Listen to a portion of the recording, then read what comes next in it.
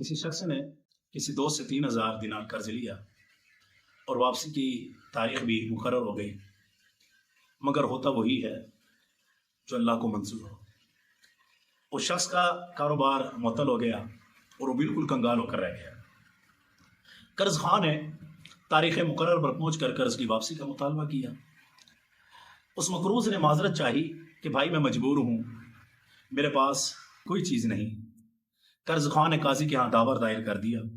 قاضی صاحب نے اس مقروض کو طلب کیا اور سماعت کے بعد اس مقروض کو جس نے قرضہ دینا تھا اس کو 1 ماہ کی مہلت دے دی اور فرمایا کہ جلدی سے جلدی اس کے قرضے کا انتظام کرو، واپسی کا انتظام کرو۔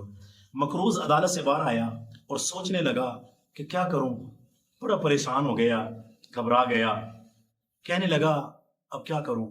ہو سکتا ہے کہ کسی نے اسے بتایا ہو یا کسی علماء سے اس نے سنا ہو کہ جس بندے پر کوئی مصیبت آ جائے تو میرے آقا کریم نور مجسم رسول محتشم صلی اللہ تعالیٰ علیہ وآلہ وسلم کا فرمان عالی شان ہے کہ جو مجھ پر درود پاک کی کثرت کرے تو اس کی ہر پریشانی دور ہو جاتی ہے۔ تو درود پاک مصیبتوں پریشانیوں کو لے جاتی ہے اور رزق بڑھا دیتی ہے۔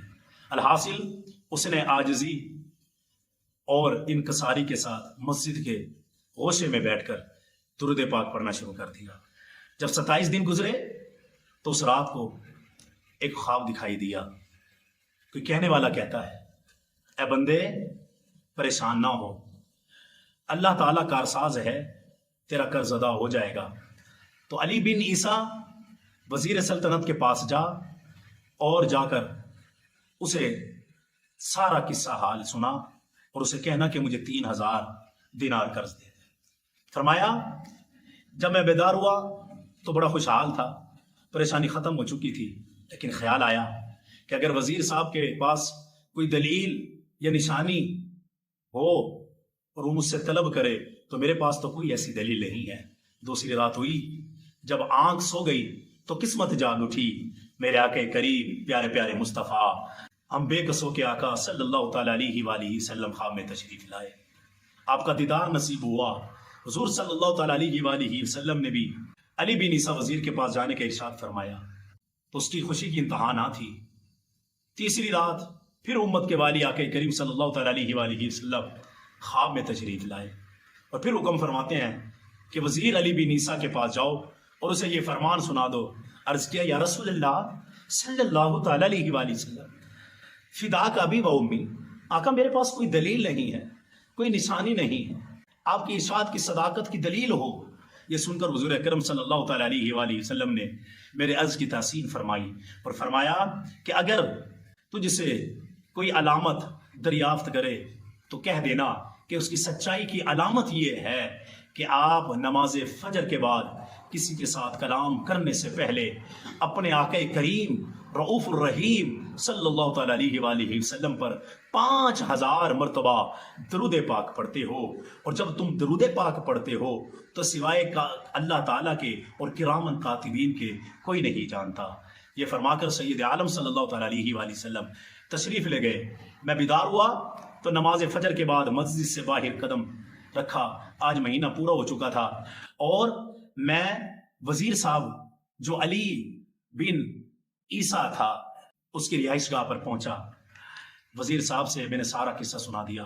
تو جب وزیر صاحب نے کوئی دلیل طلب کی تو میں نے حضور اکرم صلی اللہ تعالیٰ علیہ وآلہ وسلم کا ارشاد سنایا اور وزیر صاحب خوشی اور مسرت سے چمک اٹھے اور فرمایا مرحبا مرحبا برسول اللہ حقا۔ اور پھر وزیر صاحب اندر گئے اور 9000 دینار لے کر 9000 دینار لے کر اس کی بارگاہ میں آ گئے جو مقروض تھا۔ حضرات ذی وقار وہ مقروض کہتا ہے کہ علی بن عیسیٰ وزیر نے وہ 9000 دینار میری جھولی میں ڈال دیے اور یہ کہہ کر کہ 3000 قرضے کی ادائیگی کی میں نے تجھے دے دیے ہیں اور 3000 باقی میں نے تیرے کاروبار کے لیے دے دیے ہیں اور 3000 دینار یہ تیرے بچوں کے لیے ہے، تیرے گھر والوں کے لیے ہیں، تو خرچ کر، جو تجھ سے ہوتا ہے وہ کر۔ اے بھائی تو نے میرے پاس آ کر مجھ پر احسان کیا ہے، تو میرا دینی اور ایمانی بھائی ہے، خدارا یہ تعلق و محبت کبھی نہ توڑنا، اور جب بھی آپ کو کوئی کام کی حاجت پیش ہو تو بلا روک ٹوک آ جانا۔ اللہ اکبر، اللہ اکبر، میں آپ کے کام دل جان سے کیا کروں گا، علی بن عیسیٰ وزیر نے کہا۔ فرمایا کہ میں وہ رقم لے کر سیدھا قاضی صاحب کی عدالت میں پہنچ گیا، اور جب فریقین کو بلایا تو قاضی صاحب کے ہاں جب پہنچا، دیکھا تو قرض جن کا میں نے قرضہ دینا ہے وہ بھی موجود ہیں۔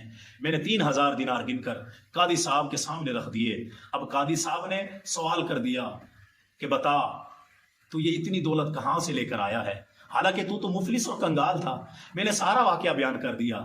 قاضی صاحب یہ سن کر خاموشی سے اٹھ کر کھڑے گئے، گھر گئے اور گھر سے 3000 دینار لے کر آ گئے، اور فرمایا کہ ساری برکتیں وزیر صاحب ہی کیوں لوٹ لے، میں بھی اسی سرکار کا غلام ہوں، تیرا یہ قرضہ میں ادا کرتا ہوں۔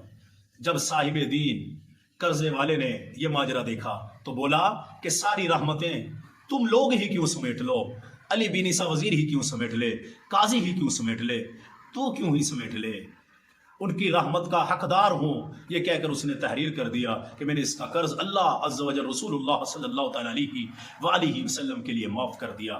پھر مقروض نے قاضی صاحب سے کہا آپ کا شکریہ، لیجیے اپنی رقم سنبھال لیجیے۔ تو قاضی صاحب نے فرمایا اللہ تبارک و تعالیٰ اور اس کے پیارے رسول صلی اللہ تعالیٰ علیہ وآلہ وسلم کی محبت میں جو دینار لایا ہوں وہ واپس لینے کو ہرگز تیار نہیں ہوں، یہ آپ کے ہیں، آپ ہی لے جائیے۔ تو میں 12000 دینار لے کر گھر آ گیا اور قرضہ بھی معاف ہو گیا۔ تو یہ ساری کی ساری برکتیں درود پاک کی ہیں۔ مشکل جو سر پہ آ پڑی تیرے ہی نام سے ٹلی، مشکل کشا ہے تیرا نام، تجھ پہ درود و سلام۔ تو حضرات ذی وقار، درود پاک پڑھنے کی بے شمار فضائل و برکات ہیں۔ درود پاک پڑھنے سے ہر مشکل آسان ہو جاتی ہے، درود پاک پڑھنے سے گھر میں تنگی دور ہو جاتی ہے۔ آئیے میں آپ کو حدیث مبارکہ سناتا ہوں۔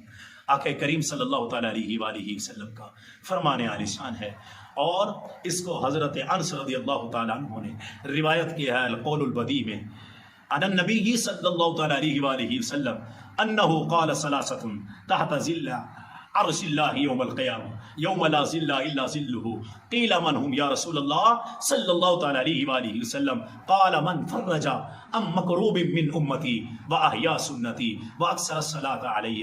نبی کریم صلی اللہ تعالیٰ علیہ وآلہ وسلم نے ارشاد فرمایا قیامت کے دن 3 شخص عرش الہی کے سائے میں ہوں گے، جس دن اس کے سائے کے سوا کسی کا سایہ نہیں ہوگا۔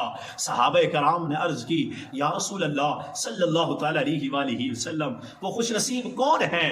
فرمایا کہ وہ جس نے میری کسی مصیبت زدہ امتی کی پریشانی دور کی، دوسرا وہ جس نے میری سنت کو زندہ کیا، تیسرا وہ شخص جس نے مجھ پر درود پاک دنیا میں رہ کر کثرت سے پڑھا ہوگا۔ تو درود پاک پڑھنے والا کبھی غمگین نہیں ہوتا، اس کو برکتیں نصیب ہو جاتی ہے، اس کو سعادتیں مل جاتی ہیں، حضور کا قرب مل جاتا ہے۔ درود پاک پڑھنے والے کے رزق میں بے شمار برکتیں آ جاتی ہیں۔ دنیا کی جتنی بھی مشکلیں ہوں، درود پاک پڑھنے کی برکت سے اس کی مشکلیں دور ہو جاتی ہیں۔ تو ہم سب کو چاہیے کہ درود پاک کی کثرت کر لیجئے۔ اللہ ہم سب کا حامی و ناصر۔